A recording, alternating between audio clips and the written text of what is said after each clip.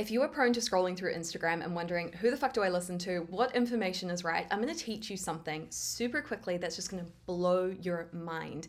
And this is going to be especially helpful if you're stuck in like a frustrating loop where things just aren't quite clicking and you don't know why.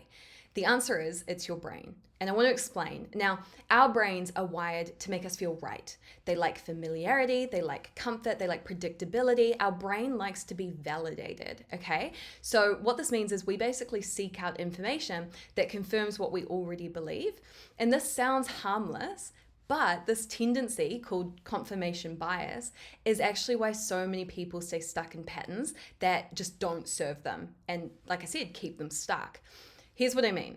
If you are somebody who genuinely needs to actually eat more and train smarter, you're going to hear and latch onto advice that you need to eat less and work harder and you need more discipline.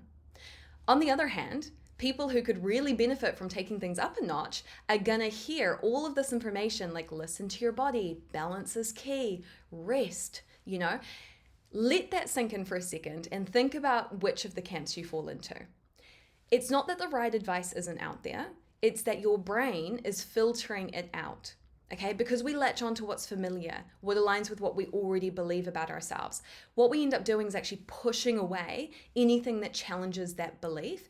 And I see it happen all the time. You've got the women who are doing everything. They're lifting, they're climbing, they're running, they're training 6 days a week, and they're eating fuck all. And what do they end up hearing? You need more discipline. You're not working hard enough. Maybe try cutting carbs. But the women who actually need more structure and some consistency and just like a push in the right direction, they're hearing, slow down, listen to your body. And it's crazy, right? But it's not, as I said, because the right advice isn't out there. It's because we're subconsciously rejecting it. We're going, in the trash, straight to jail. Okay? We're filtering out anything that just doesn't match what we already believe to be true because the brain wants to be right.